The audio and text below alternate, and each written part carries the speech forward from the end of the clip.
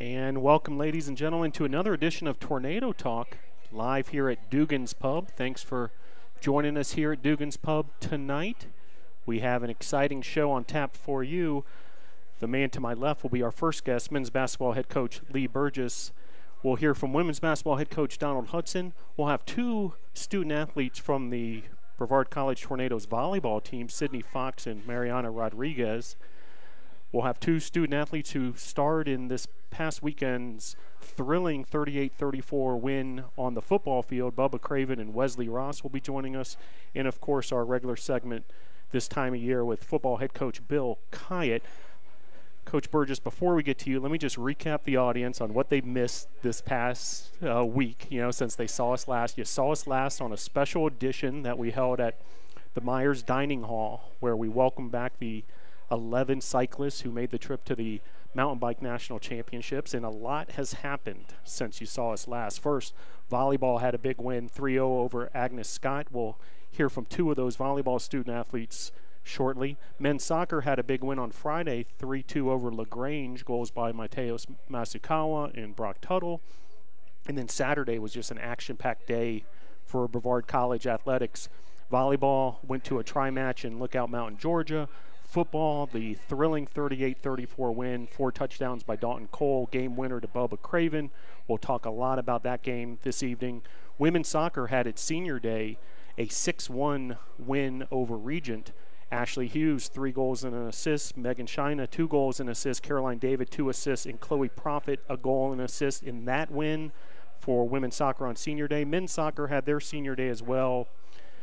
They fell 2-1 to Piedmont International, but a nice moment before the game as 3 seniors were celebrated on the men's soccer team. And climbing had its event at the Brevard Rock Gym. Worth noting, Madison Altman, who was a guest on last week's show, came through with a big second-place finish in the fall climbing competition. Sunday was a big day of community service for the Tornadoes. Trick-or-treating for cans around the Brevard community. A record number of 1,174 non-perishable items were collected that will go to the Bread of Life Food Bank and Community Kitchen, which is a great cause. And then today, some breaking news. Dalton Cole and Quentin Jackson both honored as Athletes of the Week by the USA South after their performances this weekend on the football field. And then women's soccer wraps up their regular season with an 11-7 record, a 5-0 win over Piedmont International this afternoon on just a gorgeous fall day. It was a beautiful day to be out at the soccer field. Ashley Hughes with 3 goals, second straight game with a hat trick. Megan Shina with 2 goals, and Caroline David with 2 assists. And the last note on women's soccer before we turn the page to basketball, a week from today, so Monday, November 5th, the women's soccer team will find out whether they make ECAC postseason play. They've submitted their bid to be one of those teams that play in the postseason. We find out a week from today, and if that happens, the women's soccer team will play a game on November 10th. So that brings us today, right here in the present moment, joined by head coach Lee Burgess. Phenomenal recap. I appreciate that. Yeah. And so that brings us to the here and now, this present moment, and we are just less than 2 hours away from something called Tornado Tip-Off at the Boschmer Gymnasium. Really kind of like a Midnight Madness type festivity.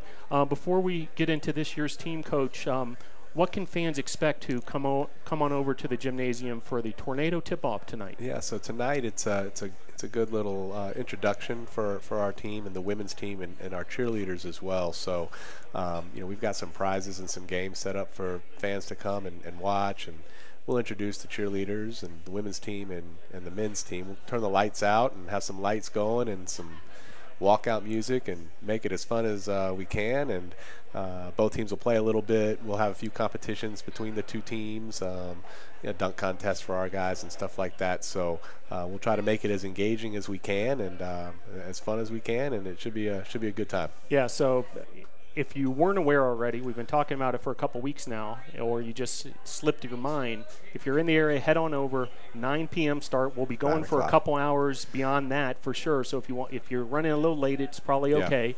And it'll be a great time over there at the gymnasium as we kick off men's and women's basketball. Now, this year's team. I haven't had the chance to talk to you much about, specifically, what this team looks like heading into the season. Tell me, the strengths heading into the season on this year's squad. Right now, I feel like our strength right now is just our collection of guys. I think we've got a lot of guys that can play. I don't think there's a huge separation, from our top 2 or 3 guys to the guys that may be, 8, 9, 10, getting in the game. I think there's a lot of different lineups we can put out there, a lot of different guys that we can put out there. I think that'll be a good thing for practice. I think it'll keep guys hungry and engaged throughout the season, knowing that minutes are going to be at a premium and you're going to have to earn them. So, we've got a pretty strong nucleus of returners that fans that were around for last year would recognize. Levi Lamb has had a really good preseason so far. A couple weeks of practice. Cannon Lamb as well, no relation. But those 2 guys have really been good and were good for us last year as well. So, we're expecting good things from those guys. They've shown a very good work ethic thus far, and then we've had some new guys really step up and play well in the couple weeks we've been going. But our collection, of guys, it's been a very good group to be around so far. I feel like our chemistry on the floor is strong right now, and hopefully we can continue that moving forward. Now, for fans who may not have ever seen Brevard College Tornado basketball under your helm, you've been here going into your 7th season now. How would you describe the brand of Brevard College Tornadoes basketball team, this year? What could a fan expect if they were to come to a game? Yeah, well, I hope what you'll see is you'll see 5 guys out there working as a unit at all times. We don't play a lot of isolation basketball where maybe, you may see some other teams where they've got a really good player with the ball in his hands and that guy is going to dominate the possession. There's a lot of different ways to play the game. There's nothing wrong with playing it that way, but that's not the way that we're built. Sure. We have 5 guys that will move together, share the ball, and we count on guys to make the right play and give it up when the time is right. But everybody, offensively for us, everybody generally will touch it every possession. Everybody will have an opportunity to make a decision with the ball every possession.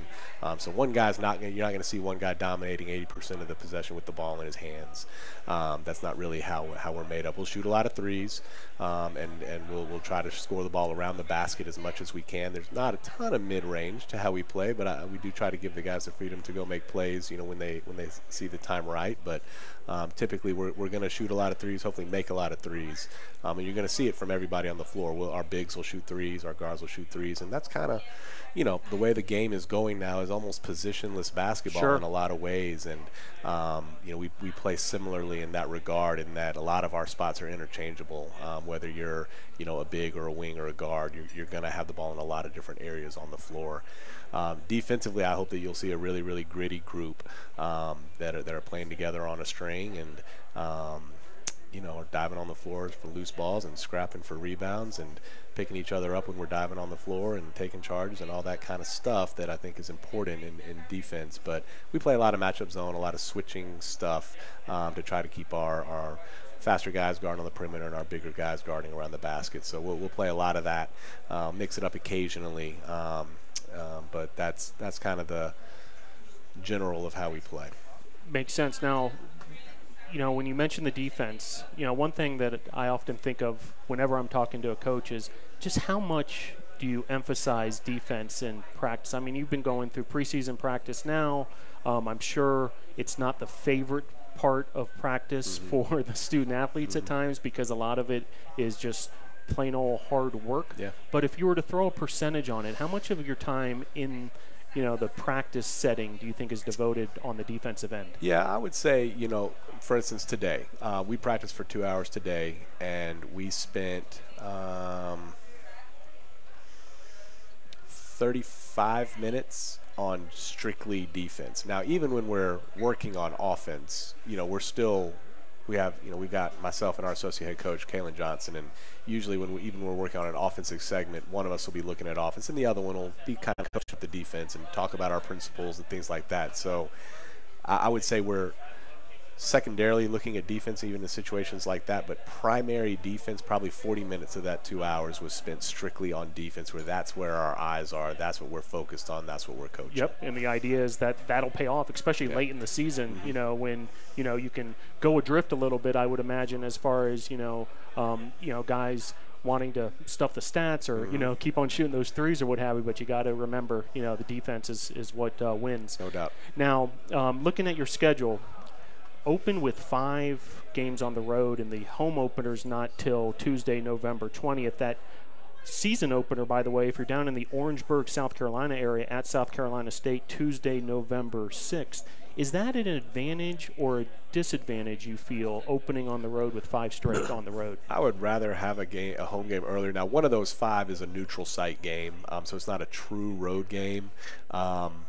You know, 2 of those games that you mentioned are Division I guarantee games, and we're not going to get those games at home, obviously. And you know, we're getting some money to go play those games. You kind of have to play those when they're available.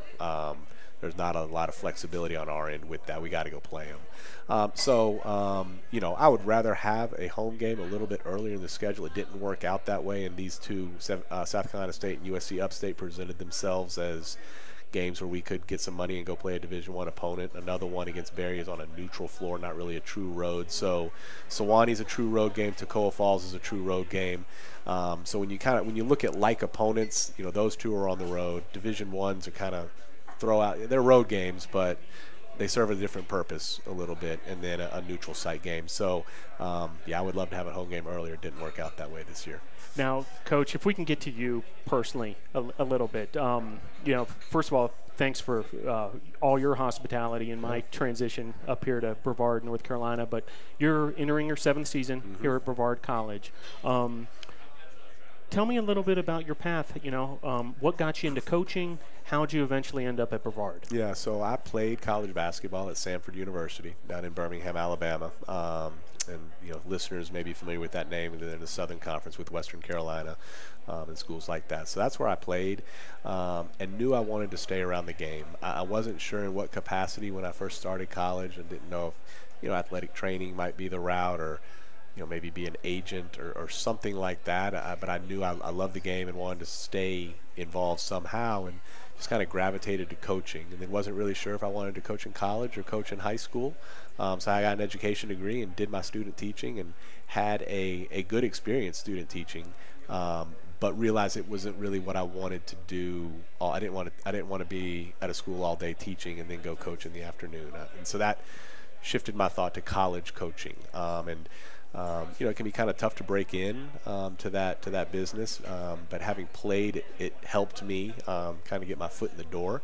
And I spent a couple years as an assistant away from Samford, but then came back to Samford as an assistant for 9 years before getting the job up here as the head coach. So the person that was the head coach before me, Mark Prosser, who is now the head coach at Western Carolina, Mark and I are good friends, and when he was leaving here, he called me and said, hey, I'm leaving.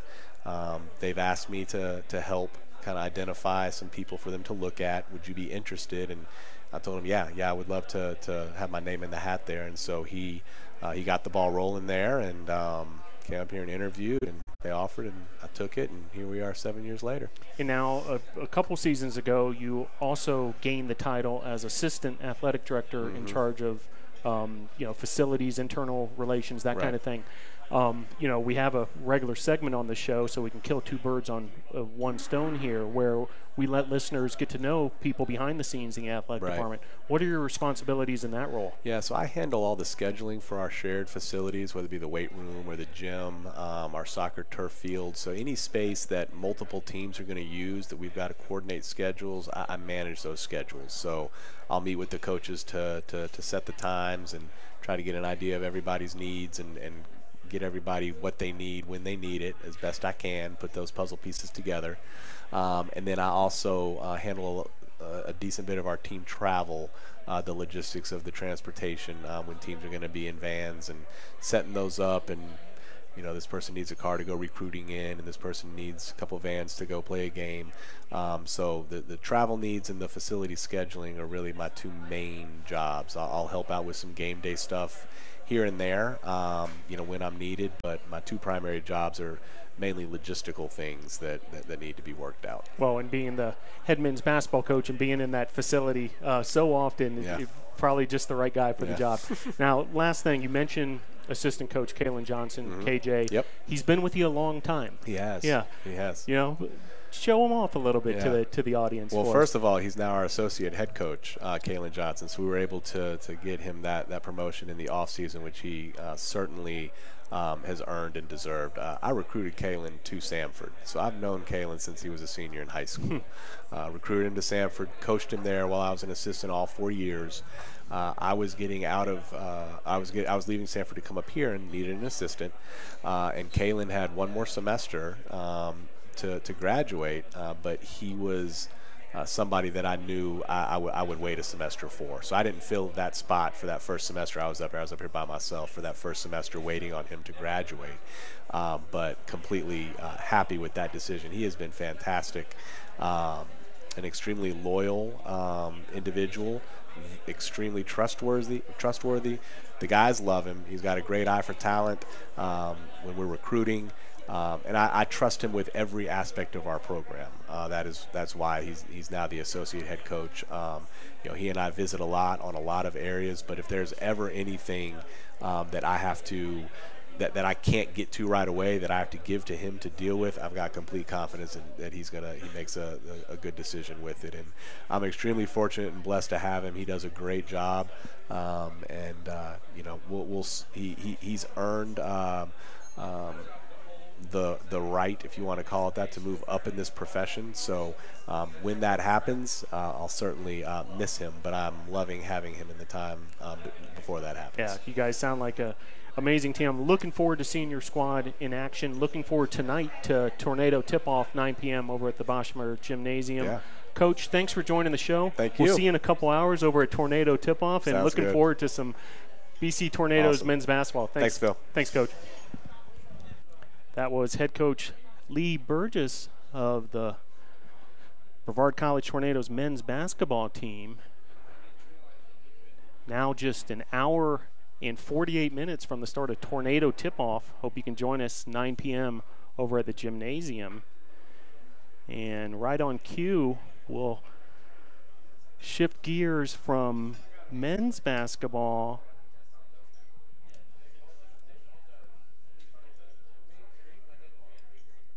to women's basketball, and joined now by head coach Donald Hudson. Coach, thanks for joining the show. Thanks for having me. Yeah, Appreciate so you having me on. One of the reasons we wanted to have you this early in the season, we're still a little ways away from playing some games, is tonight's the Tornado tip-off over at the gymnasium. 9 p.m., a chance for the whole Brevard College community and the community around here in Brevard to get pumped up for men's and women's basketball. Yes, sir. Tell the listeners what they can expect tonight over at the Tornado tip-off. The girls will get up and down a little bit, run a little offense, and showcase their skills and some things that we've been working on.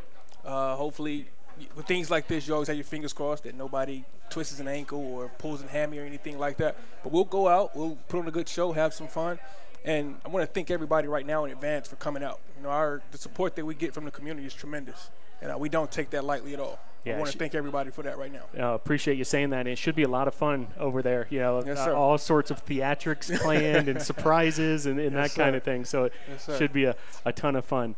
Now, before we get into a couple other questions, I want to let the audience learn more about you personally. But before we get into that, I'd like you to talk about your team this season. What can fans expect when they come to a Brevard College women's basketball team, both, as far as your top individuals, but also the brand of basketball you play? Okay. This year, it'll be similar to last year. We want to get up and down the court. We have some pretty good athleticism, so we want to get up, pitch the ball ahead, and attack in transition. We want to run. We want to press advantage. And if we don't have that advantage, we've talked about always pulling it out and running some offense. And that's where we are right now. We just finished practice, and we just finished going over some of our man-to-man sets and our zone sets. But for the most part, we want to be a team known as gritty defense that'll lead to our offense. And coming back from a personnel standpoint, first off, we're an extremely young team. Extremely young team. We our biggest class is our sophomore class that came in last year. Some good freshmen. They played good minutes last year, so I'm going to expect a lot out of them. But we'll be led by our senior, Anna Lee Bollinger, going into her last year. She's been here for 3 years, and she's had 3 tremendous seasons. So I'm looking forward to watching her and watching her go out with a bang. Expecting more of a leadership role from her as well going into the senior season, or has she already been that type of player? She's already been in that leadership role since she's been here. Even as a sophomore when she came, you could tell she was wise beyond her years. You know, she's been around the game, and she wants to go into coaching. So I could tell that just by watching her play, watching her pick and choose her spots on the court. And she's done a great job with our young ones. She's done a tremendous job. Like with the preseason with Division III, we can't be involved. The coaches can't be involved, and she took it over and did a great job with it. Yeah, to have that kind of leadership within your squad to basically run practices without you is something else. Now, you start the season at Toccoa Falls on November the 9th, and then a home game pretty early in the schedule, Thursday, November 15th. How important is that to have a home game right off the bat like that? Playing at home is something that we've always embraced. Like I said, the community support is amazing. The same people that come out and sit behind the bench now, they were here when I played. You know, so I really don't take that lightly, and I really want to thank them. And it's super important for us to get off to a good start. You know, like you said, we go down to Toccoa Falls the first game. We want to put our best foot forward, be playing some good basketball early. We'll still be trying to find ourselves a little bit. Hopefully we're not a finished product right now. Hopefully we still have room to grow. But we want to go down there and play a good brand of basketball, come home on November 15th and give our fans a good show. Yeah, then a game at Bob Jones in the Greenville-Spartanburg area, and then 2 more home games to round out the month of November. You host Toccoa Falls, then home against Bob Jones. So 3 offerings for the fans right there in November, and a couple of home games in the very first week of December as well. So that's some great opportunities. bctornadoes.com if you want to check out that schedule and start to make your plans. Now, Coach, you're a graduate of Brevard College. Yes, I am. And my understanding is you not only played basketball, but football as well. Yes, sir, I did. I played football for 4 years and basketball for 2. Now that you're a coach, how valuable is that to have that experience as once being a student athlete here and basically walking in those same shoes that your current student athletes do today? It's great. You know, it's great. I've played and coached under some pretty good coaches. I played for some pretty good coaches, and I've taken things from them, some things that I like, and kind of put it all together and kind of made my own thing now. You know, but being able to play and come in, coach the players, I kind of still have a player's mentality at times. So I know what they're thinking at times. I know when they're getting pushed and when they're getting tired, I know they have another level because I did it. You know, there's nothing that we do in practice that I haven't done. You know, so I know when they get to a certain level, they're going to get a little tired. I can see it on their faces. But I know I've been there, so I want to push them a little more. And that's that player's aspect that comes out when I know they have a little bit more to give. You know, they don't like it. They don't like it. Coach, we're tired and everything, you know, but we got to get up and down. We got to go. So that, as far as playing, that helps me out with my approach to my team. I don't know when the last time you did this, but I know some of our viewers and listeners are old-time fans of Brevard College and been following the program for a long time. Yes, sir. Both basketball and football. Can you think of, you know, kind of the best memory from both experiences? Oh, yes, there are a ton. The first one that really sticks out would be my senior year of football. We had our senior game, and it was played at the high school. This was before they had the turf. Actually, this is the reason why they got the turf. Okay. That last game, it rained so much. And you can pull it up online. It was called the Mud Bowl, and it really tore up the field. And there was 17 or 14, I think, was the final score. And that was a game that I wouldn't change it for the world. You know, we had to block a punt and score off that block punt to take the lead. And then, like, I hate to toot my own horn or anything, but I had the game-sealing interception. You know, so that's something that'll always stick with me with football. And then basketball, in 2010, we were able to win the conference championship. You know, so those 2 moments right there, and there are plenty that stick out in between, but those 2 are the biggest 2 that I'll never forget. Yeah, that 2009-2010 season, a big one at Brevard, 21-10 overall in a conference championship as well, going 10-6 in league games. Any team that wins 20 in college basketball, you win 20 games, you're doing something right. Absolutely. Yes, sir. Coach, before I let you go, and we're going to have you on several times, you know, throughout the season, along with Coach Burgess once we get going in basketball season. But you know, you've got a key assistant coach in Taylor Hyatt. She played under you. She did. Correct? Yes, sir. As a player here at Brevard College, but now is in the coaching role. How do you see Coach Taylor as far as her evolution as a coach now, having known her as a player originally? And this is what I tell everybody about Taylor Hyatt. She has the hard job. Because I can get going in so many different directions. She keeps me steady. She's my right hand that keeps me steady, keeps me going down the road. And it's in her blood. It's in her blood. People that know her know that her father is a coach, and her sister also coaches college basketball down at Presbyterian College. And so she definitely she's the backbone of this team. She's the backbone of this team. The girls love her. I love her having her around. When I got the job, that's the first call I made. You know, I didn't think of anybody else. She was the first one. She took a couple of days, then she accepted it, and it's been a match made in heaven. She's been great for me, and we're going to continue to do the things that we need to do to get this thing turned around. And I think we're on the right path. Yeah, I see her as kind of a constant presence, you know, Yes, always around, you know, She kind is. of thing. So I know you feel grateful to have her on board with you, and I feel grateful, and we feel grateful that it's basketball season yes. starting tonight with the yes. tornado tip-off. 11 days away from first game. Absolutely. Ready to roll. Well, it all gets started with you know, a pep rally of sorts and some excitement, some Midnight Madness type atmosphere down there at the Bosch. So looking forward to seeing you over there tonight, Coach, and we'll have you on the show plenty more times before the season's over. And thanks for joining us on Yes, sir. Tornado Thanks for Tip-Off having me. tonight. I Thanks, appreciate Coach. it. All right, Thank looking you. forward to it. Yes, sir. So that was head coach Donald Hudson, Brevard College Tornadoes women's basketball. So men's and women's basketball getting cooking real soon here, starting with tonight, a big event over at the Boshemer Gymnasium at the Bosch Tornado Tip-Off. Hope you can join us for that, 9 p.m. That'll get started. All sorts of festivities at the Tornado Tip-Off. And we're going to shift gears yet again. Looking forward to these next two guests. Ladies, if you can each put on those headsets. All right, joined now by volleyball student athletes. To my left, Mariana Rodriguez, and to the far left, Sydney Fox. Thanks for joining the show tonight. Thank you. Thank you. Glad to have you on Tornado Talk. Well, just so listeners and viewers can get to know these two, Mariana Rodriguez is a freshman libero, Yes. correct, from Houston, Texas, Lamar High School, and Sydney, a freshman outside hitter from Southport, North Carolina, South Brunswick High School. Yes, sir. And I've seen you all play several times this season and very much enjoyed your style of play. Mariana, let's start with you. Yes. You're the libero, Yes. and I see you as sort of a vocal presence on the team. Yes. You know, I don't know if right now it's something you want to get vocal about, but tell listeners how important it is for you in your role on the team to kind of keep the team going vocally. Well, just as a defensive player in general, like especially as a libero, you should just be in control of the backcourt, and it's easier for not only me, but for the whenever I communicate to the hitters to tell them where to hit to, and so that they can execute that. And sometimes it's just easier for them to know where to hit the ball because maybe they're not able to see everything that is open. And whenever I talk, it encourages people to also communicate on the court and what's the next play going to be, what defense we're running, and like who on the opponent's side is hitting. So it just helps prepare for that in rally play. Makes sense. Now, Sydney, you're an outside hitter, Yes, so sir. your job's completely different than Mariana's. You know, you're there to deliver the blows, you know, and to finish off the points, and to also play on the defensive end and create some blocking opportunities. Talk about your job as an outside hitter, and is that a position you've always played?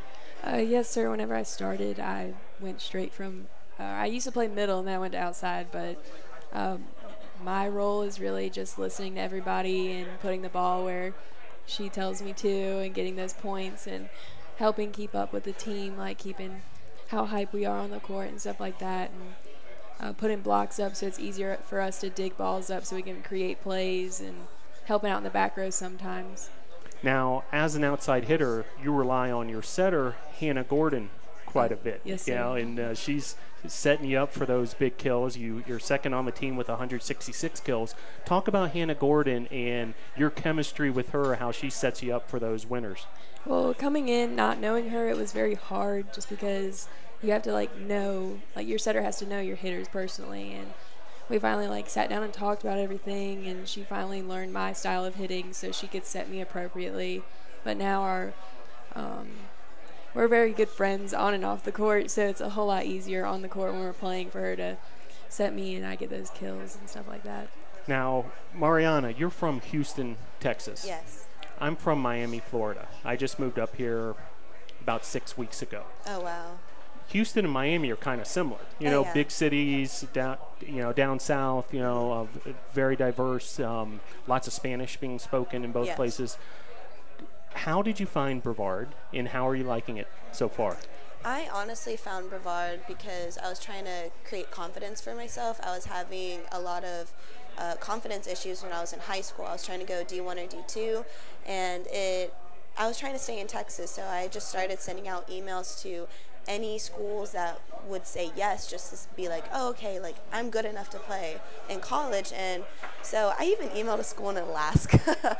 And so then whenever I emailed Brevard, they were very interested in me. And at first I was like, you know what, I'm not going to go out of state. But then I was convinced by my parents to finally go visit. And when I visited, it was just absolutely amazing. You know, it's so different from Houston. It's really small, and there's a really tight-knit community, and there's actual fall weather. You know, we don't get that in Houston. And it was amazing, you know, meeting the coaches and seeing the previous players before. It was a really nice experience. So I knew that this was the place that I wanted to be at. And so far, you're enjoying your experience as a student athlete, it sounds like. I love it. Have you picked out a major yet? Yes, biology. Excellent. And how about yourself, Sydney? Criminal justice. Great.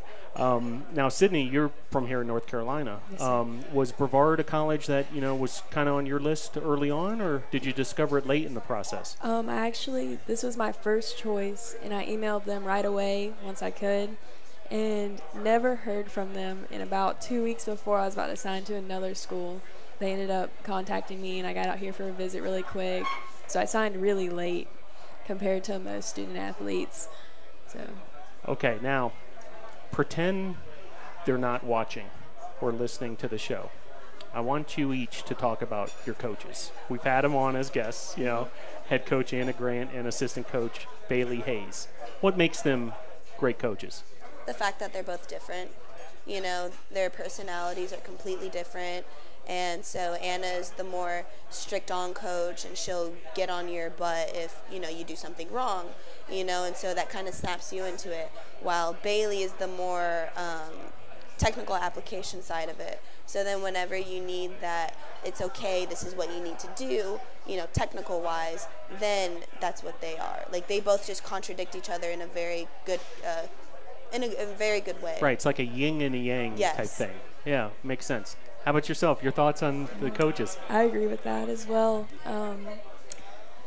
Anna's more my type of coach because I always need criticism so I can get better. And then, Bailey's the type that you just go talk to with, tell what's going on and everything, and she'll be there to, lay it out for you. But Anna just is one of those really good coaches that gets on to you when you're doing something wrong. And it's constructive criticism. So it's nice to have that in a coaching staff. Great. Now, your entire team is made up of freshmen and sophomores. Yes. Some may look at that, as a deficit. I look at it as a positive because look at what's to come. Exactly. Do you guys talk about that internally? Like, hey, imagine where we can go if we stick together as a group. Of course. Our changing point was the Covenant game. Just because we're a young team, we have all this time to create chemistry. We have at least 3 years plus because we have our sophomores, and then us as freshmen, there's such a big class of us. So then we get all this time on and off court together. I mean, we do a lot of team activity, so not only are we building chemistry on the court, but also off the court, which helps during games as well. And so then whenever we're a young team, there's a lot of chance for more developing skills and everything. So right now, Sydney's working on her back row defense, and just becoming a better libero and getting all of that together, it helps a lot. Great. Now, one more chance for the fans to see the Brevard College Tornadoes volleyball team tomorrow, 6 p.m. Yes. Against Montreat, right here at home. Hopefully a lot of folks can come out and see this exciting brand of volleyball. Last thing, yesterday, there was a very cool event going on throughout the town of Brevard. The SAC, which is the Student Athletes Advisory Committee for Brevard College, put together this Trick or Treat for Cans initiative, where basically every team, most of the student athletes who were available, went door to door, and instead of trick or treating, you were asking for cans and non-perishable items that would then go to the needy through the Bread of Life food bank. What an amazing cause. Now, your team participated in the event yesterday. I'm well aware. Tell me how good that feels inside to be able to, do something like that and be able to ultimately give back to the community. It was a really good feeling, to be honest. Me and Maddie actually have been to the Bread of Life and talked to the owner and helped out there for a little bit. So Great. It was nice to go out and collect for them and help others. And anything to add to that, Mariana? It was a lot of fun. It was a perfect day outside. It wasn't too cold, wasn't too hot, and it feels good that we're doing this for other people, like we're very fortunate to be where we're at, and it feels good to help other people who are sadly not as fortunate as us. And it's really nice to know that the community really cares about people who are underprivileged. So it just feels good to be a part of that. Yeah, well, congratulations. The entire group of student athletes were able to gather 1,174 non-perishable items, which is a record yesterday. Wow. And those will all go to the Bread of Life Food Bank and Community Kitchen, to a very good cause, especially this time of year as we head towards Thanksgiving and that kind of thing. So congratulations. Thank you for your participation in that and your community service, and thanks for the excitement on the volleyball court. Yes, I've really enjoyed watching you guys play, and we're going to do it again tomorrow, 6 p.m. versus Montreat. Thanks for coming on Tornado Talk tonight, and we'll see you tomorrow at the game. Thank you. All right, so Sydney Fox and Mariana Rodriguez of the Brevard College volleyball team. Appreciate those two coming on the program and talking a little volleyball. And we'll shift gears yet again, ready to talk some football.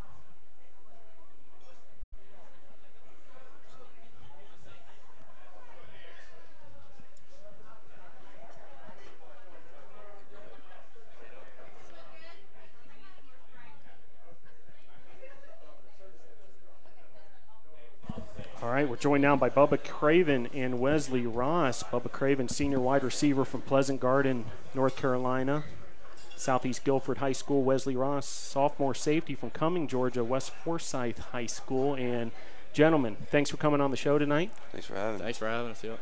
Just move this nice and close there. There we go. Now, what a game Saturday. I know a lot of the games this season have come down to the final seconds and the final play sometimes. But Bubba, you came through with the game-winning catch with 19 seconds left. Walk us through that final drive and then that final game winner, and how'd you feel? Well, coach put together a great scheme all week. We had to move me around a little bit from traditionally being out wide, put me in the slot a little bit. And Dalton Cole, just being the gamer that he is, put the ball up in there and let me go get it. So. And Wesley, celebration ensuing from that point. No doubt. Yep. You guys had to be pumped, throughout the entire team, no doubt. No doubt, yes, sir. Now, Wesley, I saw you got in on 8 tackles unofficially on Saturday. You also lead the team with 44 tackles on the season. Yes, sir. Talk about your role on the team as a safety who I'm sure has to get up there on some of the running plays played against you, but also has to be very aware on passing downs. Yes, sir. Our coaches always say, read your keys. That's the EOL. That'll tell you if it's pass or run every play. And the coaches just keep putting me in perfect positions to make plays and make tackles. So, I just thank the rest of the defense, because if I make a tackle, then it's bounced out from somebody and bounced out from somebody and bounced out from somebody. So it's a lot of the time my other teammates helping me. So, I think those schemes really. Now, Bubba, I'm sure word's gotten to you by now, but you broke the career receiving yards record here at Brevard. And what's amazing to me is you've done it in 2 seasons as a wide receiver. I know how you football players are. You like, sharing the credit. So who are the guys who contributed to you racking up all those yards? 1,288 career yards in 2 seasons. Well, obviously Coach Khayat. As soon as I got here, I played quarterback a little bit in the spring, and that gave me the opportunity to kind of learn the offense better. And as you know, I was an option quarterback, so kind of really didn't get to show my full potential. And Coach Khayat seen my full potential, and he seen that I was a receiver or athlete. And he got me back there playing receiver, catching balls, running around. Me and Coach Bathers, my wide receivers coach, put in a lot of time during the off season, during spring, and just honestly, these coaches got me to where I am today. Yeah, well, certainly that move from option quarterback, to wide receiver seems like, a great one for you personally, and certainly for the program and for the schemes we're running today. You feel comfortable at wide receiver? And I love it. Yeah. Oh, yes, sir. I love it. Feel like it's where I should have been my whole career, but God has a plan, and this was His plan. So.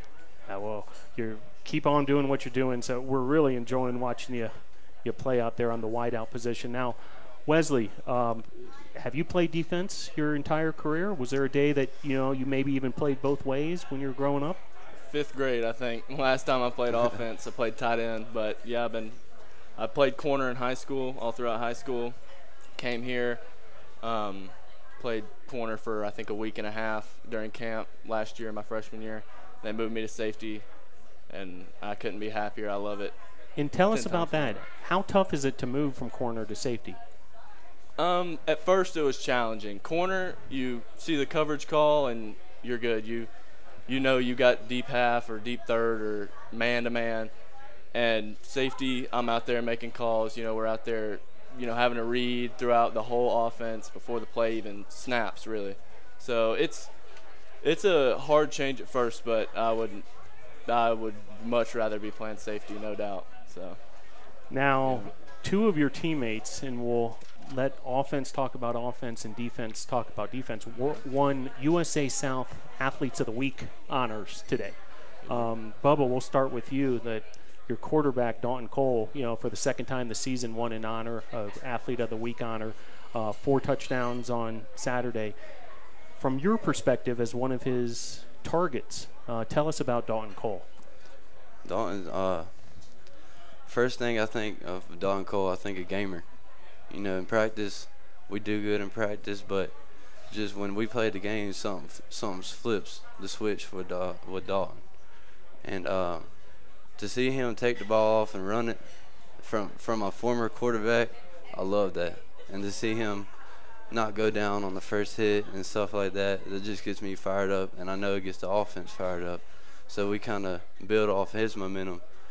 And, man, he's doing a great job. He really is. To be as young as he is and to come from high school, really not being a pocket passer and coming in Coach Khayat's schemes, and really it's very complex what he's brought to Brevard. And with Dalton sitting back there and showing progression week by week is awesome to be a part of. Yeah, no doubt about it. It's been a pleasure to watch him, both be productive in the air, but also, like you said, on the ground, in gaining some valuable first downs with his legs sometimes. Yes, sir. Now, we'll let you talk about the Athlete of the Week on the defensive side. Quentin Jackson wins Defensive Player of the Week for USA South. Talk about Q. He's probably the fastest player on our team. If he's second, if not fastest. He's just a baller. I mean, he was on here against our the Methodist win we had. He's had 2 picks on Saturday. That's crazy.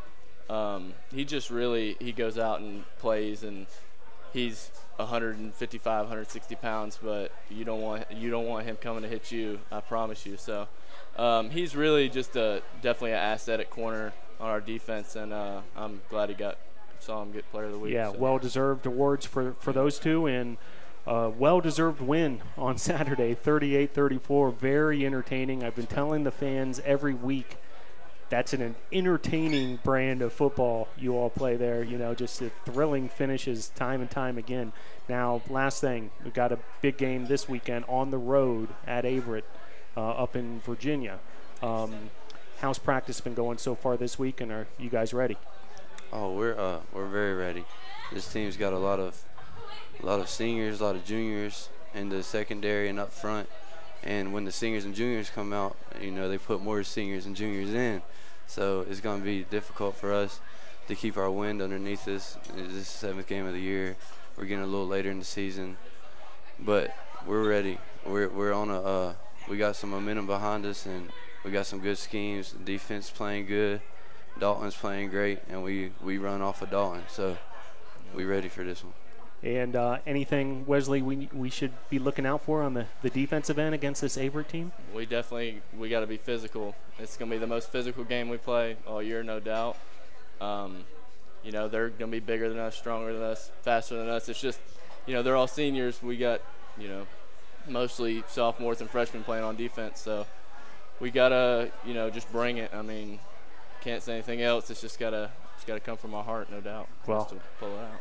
I have a feeling you guys are going to do exactly that. You know, we're looking forward to following you through the weekend. Congratulations on the big win this past Saturday. I know you guys have already turned the page to Averett, so might as well put a bullseye on those guys. But thanks for coming on the show tonight, gentlemen. And Bubba Craven, congratulations again. All-time leading receiver by yards here at Brevard College in only 2 seasons, and, you know, caught that game winner on Saturday, which was just thrilling. And Wesley, congrats to you, you know, being a big part of that defense, which has come up with some big moments this year. There's no doubt about that. So thanks again, guys, for coming on the show.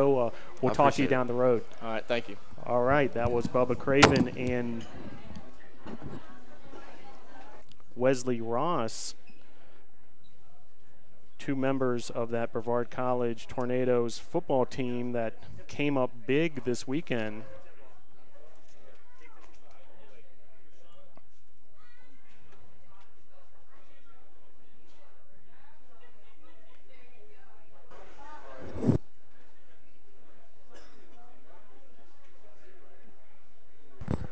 And we're joined now, as we are every week, by head coach Bill Khayat. Good to see you, Coach, especially after one of these W's, a 38-34 win that came down to the final seconds against LaGrange. Before we get into that game, and while they're fresh on our mind, let's start with Bubba Craven. It's now the career receiving yards leader here at Brevard College, which is an amazing feat, having done it in just 2 seasons, and caught that game winner on Saturday. Talk about Bubba and what really makes him exceptional as a wide receiver for the Tornadoes. You can't measure the size of his heart. And if you did lay it out somewhere, it would take up this entire building. He plays all out, 100% effort on every snap. And he loves the game of football. I mean, that is what you have to say about him. He truly has the most passion behind everything that he does, whether it be in practice or out on the field. And he took to it when I suggested that he make that change to wide receiver. The reason why I wanted to do that for him is because he had been in a position for the previous 2 years where he always had the ball in his hand and had to make critical decisions at critical moments in the game. So certainly once I put him out at wide receiver, there would never be a point in the game if we needed a crucial catch, say at the end of a game. Okay, any moment was never going to be too big for him because of his history of having to make good decisions, smart decisions, the right decision in big moments. Now, our other guest just before you came on the show, Coach, was Wesley Ross, you know, who converted cornerback to safety, who has, you know, quickly made a big impact on this year's defense, who's had some big moments and kept us in games a lot this season. Tell us a little more about Wesley. This is 2 years in a row now where Wesley has played solid football. And that's what makes him so great, is that you can count on him every time. So we always speak about playing error-free football. If we could just get players to be in the right place at the right time, blocking the right defender, blitzing through the correct gap. If you could get players to do that, more often than not, when you look up at the end of the game at that scoreboard, you'll be ahead. And Wesley does exactly that for us. He is always where he needs to be. He's always covering the correct man, dropping to the right zone. So for that, we're forever grateful. Now, as we break down the game this past Saturday, Brevard 38, LaGrange 34. LaGrange led this game 27-17 at halftime. Let's start there tonight. What was your message to the team at halftime? I'm glad you all didn't hear my message at halftime. Got a little loud. What I do during the game is I write down key moments where I can see things are changing, issues that we may have, and I kid you not, I wrote more down in one half of a football game than I should for an entire season. There were some moments in there where I said, what are we coaching? What is that? What is happening out here? And they were big moments. And I had those all written down, and when we went into halftime, I let those players know. I actually held that sheet up in front of the players so they could see it. And this litany of mistakes and just problems and just bad decisions all down this sheet. And I let them know, I have never seen this in the history of football. So sure as heck, there's no way we can do this two halves in a row. So we've already exhausted all of them for the season. They're gone. So we're going to play error-free football in the second half. And they listened. And they went out. And, I mean, just think about how that first half went. Okay, and I looked over at Coach Gavay in that second quarter, and when LaGrange put up 20 points in that second quarter, and he looked at his call sheet and went like that without actually tearing it, but basically saying, heck, I got to throw this one out because LaGrange did an exceptional job. You have to give them credit. You can see that they definitely did film study, evaluated it, and came out with things that were entirely different from all the tendencies that they had showed. And what's difficult for a young team is to make on-field or game day adjustments. Sure. If you have history and you're a junior, senior, you've done some things, hey, remember when we used to do this, and you can draw back from all these things. Well, when you're a young team, what are you looking back at? Hey, remember when you were in high school and you did this, and you were in high school and you did that? Can't do it. So the fact that in that second half that the defense shut them out in the third quarter, and it was only that late touchdown that they gave up, I thought that was fabulous for the defense in that second half to be able to make game day adjustments and actually execute them in the second half. Yeah, the third quarter goes the way of the Tornadoes, outscoring LaGrange 14-0, and something must have worked right out of halftime because on the offensive end, because a early drive there in the third quarter results in a touchdown pass, Don Cole to Dalen Curtis, 6-play, 49-yard drive. How big was that first drive in the third quarter? Well, the drive in the third quarter was so big because of the play of the offensive line. So if there's something that I'm the most proud of from that game, even with the records that were broken and all the different things that we did throughout the game, the play of the offensive line was outstanding. 279 yards rushing. We hadn't gotten anywhere close to that all year, and that was incredible. Then you look at the number of sacks they gave up. That's a big 0.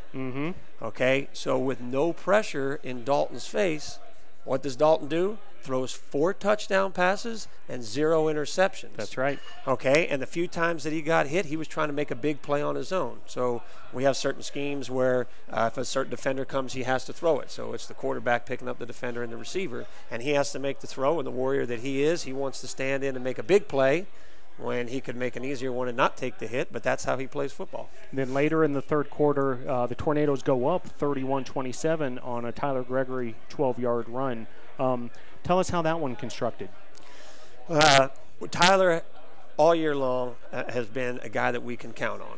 And if you check the stats, you'll see he has pass completion. You'll see he runs the ball, he receives it. So you don't know if he'll have 9 catches in the game with 9 carries. Will he have 13 carries, 2 catches? So we can do a lot with him. And again, another former triple option quarterback. So used to making those same decisions, all the same things that I had said earlier about Bubba. And he's really sharp where we can put him in so many different spots and find different ways to get him the ball. So he was really a workhorse for us in that game. In fact, we handed it to him 3 consecutive times trying to come out of our own end zone just because we knew, hey, he's going to get 3.4 yards to carry and get us the first down and get us out of there. So it was really nice, and he broke a nice tackle there, kept his legs pumping like Coach Gallen coaches him to do, and scampered into the end zone for 6 points. Now, the defense continued to be very stout throughout that second half. Held LaGrange without any points, shut him out until 1 minute and 8 seconds left to go in the game. So there was a long stretch there, several LaGrange drives that were, stopped short and, turned into punts and so forth. A couple of turnovers along the way as well.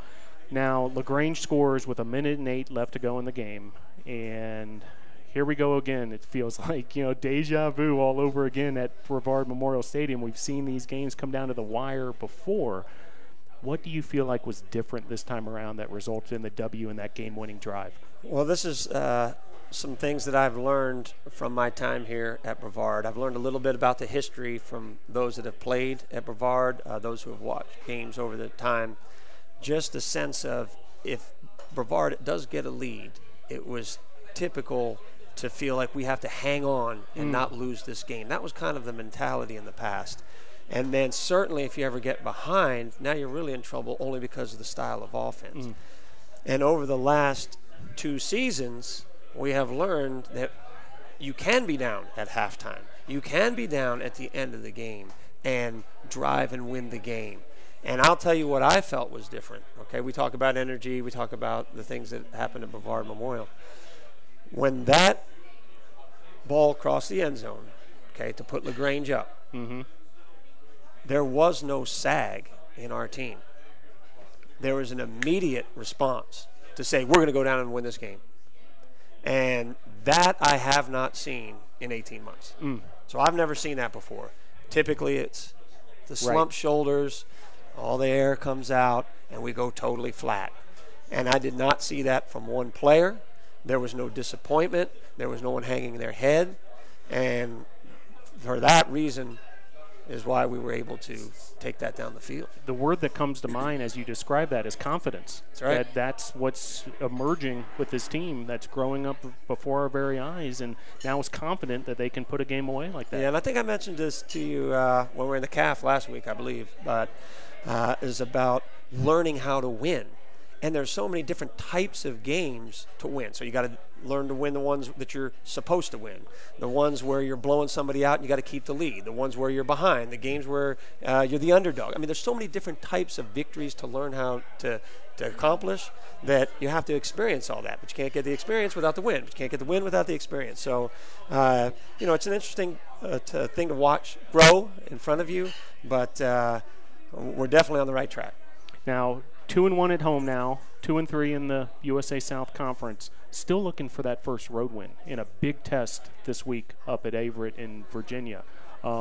Is there, a method to coaching the team up to get that, monkey off their back? The elusive road win. Yeah, the elusive road win. Enough already. Let's get that road win and move forward.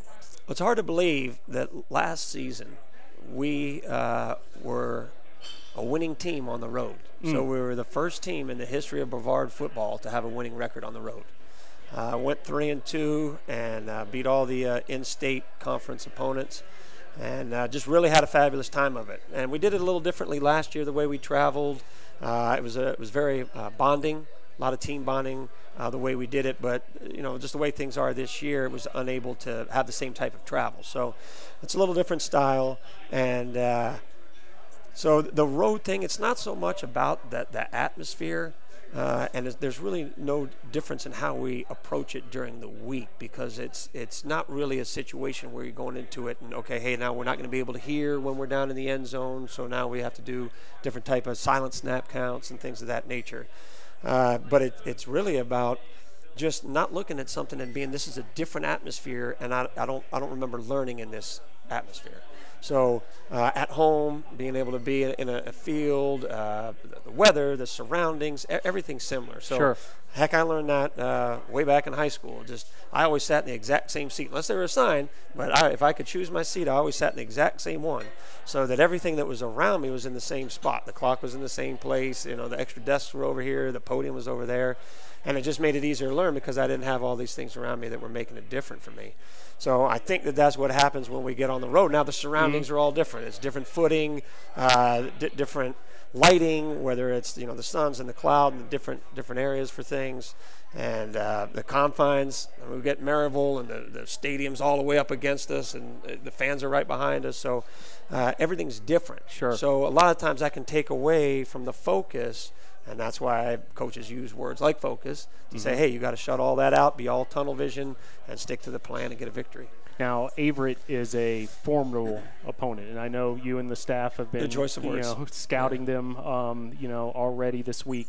What will be the key for the Tornadoes to get the W on Saturday? Okay. Well, what is nice is that we came out to practice this afternoon, and I touched on Averett with the team, and Bubba and Wesley.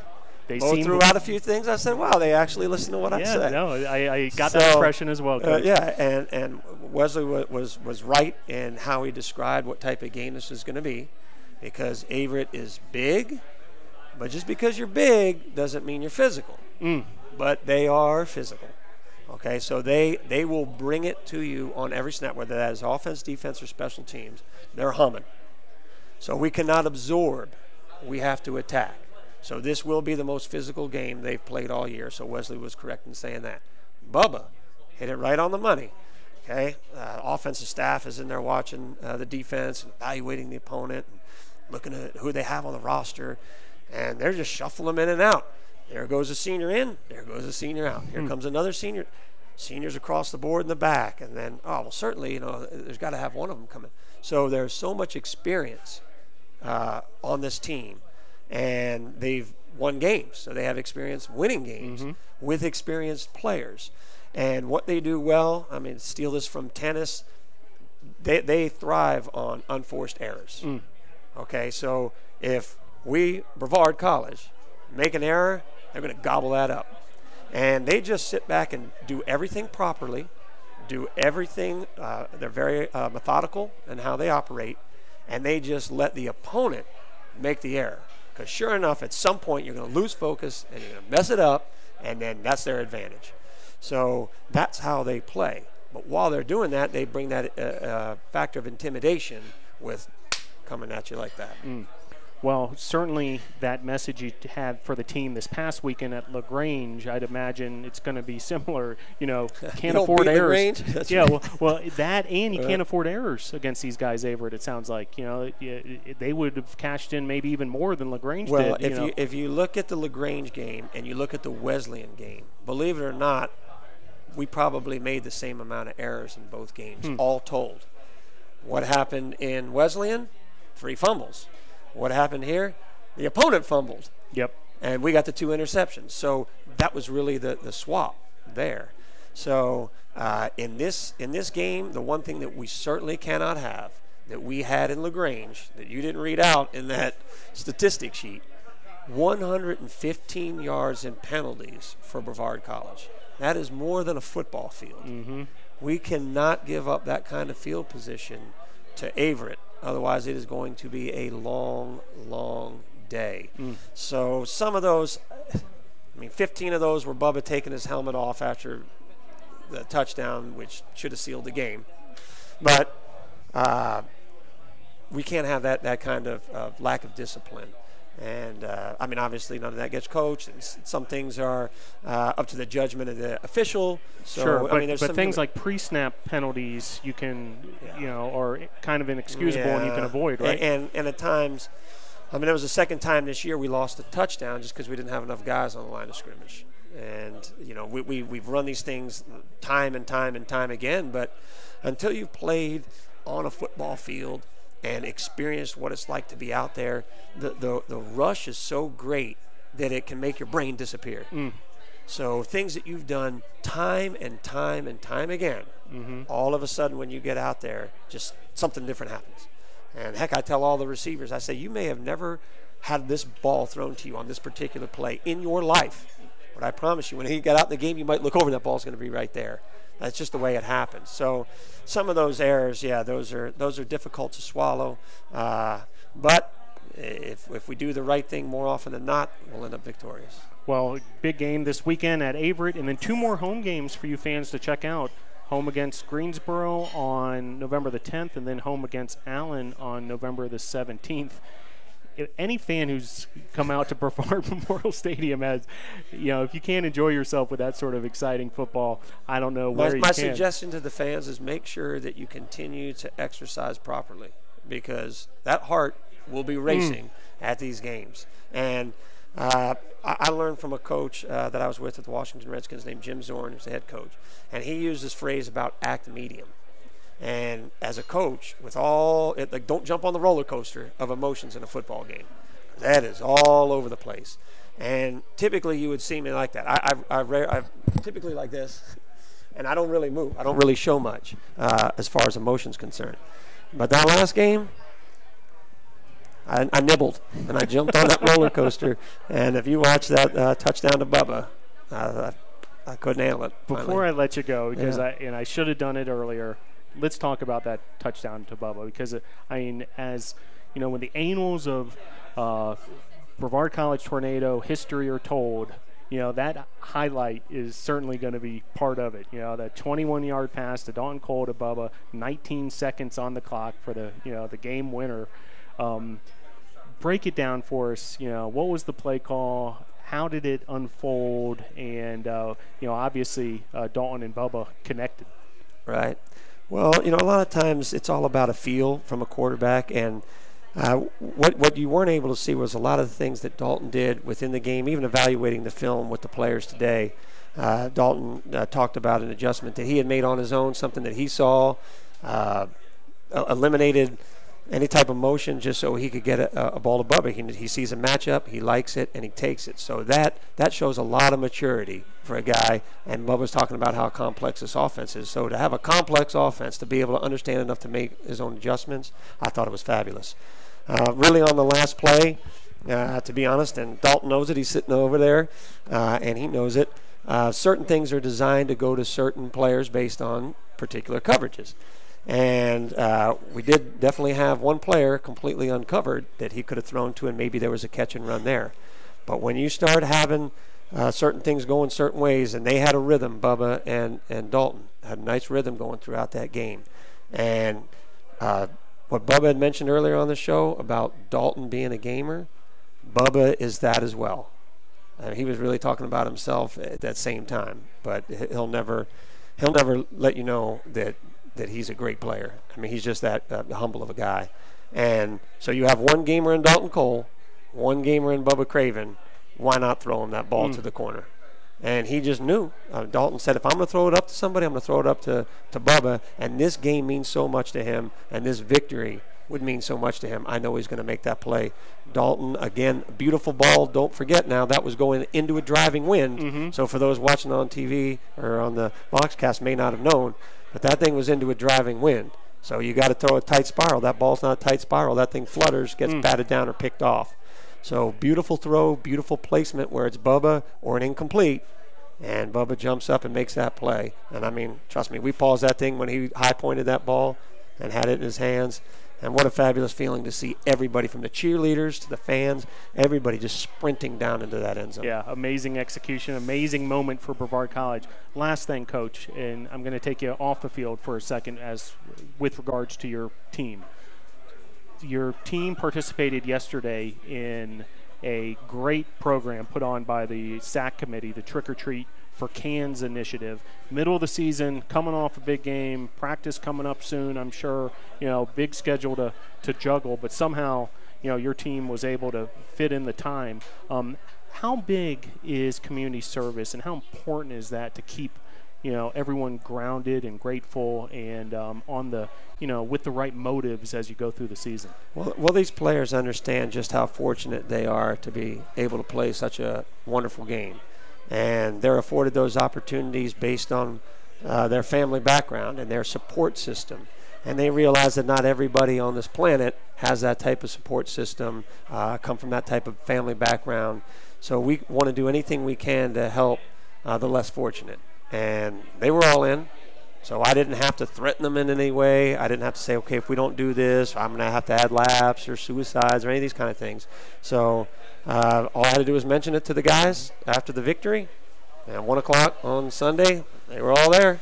So bag in hand and ready to go. We went right down Maple Street and knocked on the doors and went trick-or-treating for cans. testament to your team's character. Appreciate them and all the student athletes at Brevard College. Really a nice job across the board, collecting 1,174 non-perishable items, and that was just in a few hours. So really nicely done by the Brevard College student athletes. Coach will be following the team closely this weekend at Averett.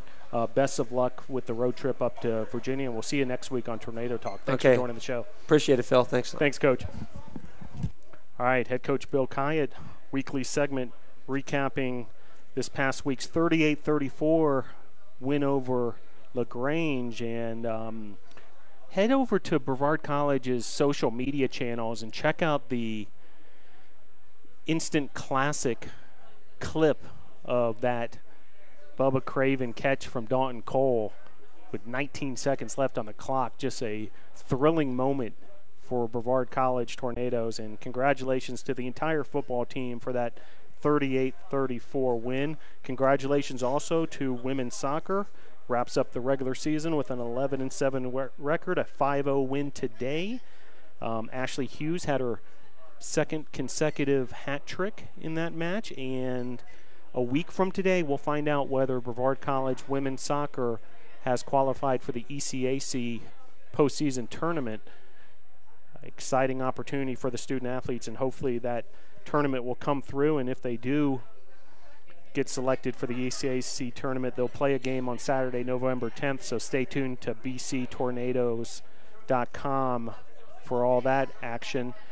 Want to thank all of our guests tonight: men's basketball head coach Lee Burgess, women's basketball head coach Donald Hudson, volleyball student athletes Sydney Fox and Mariana Rodriguez, football student athletes Bubba Craven, Bubba breaking the career receiving yards record this past weekend and also winning that game-winning catching that game winner from Dalton Cole. Also, we had Wesley Ross, the safety from the football team, on as well, and of course head football coach Bill Khayat. Congratulations to Dalton Cole and Quentin Jackson for winning USA South Athlete of the Week honors. And just one last time, want to thank all of the Brevard College student athletes from the 21 different sports. They collected 1,174 non-perishable items on Sunday for the Bread of Life Food Bank and Community Kitchen, trick-or-treating in their own Brevard Tornado way, not looking for candy, but instead for cans and non-perishable items for those who are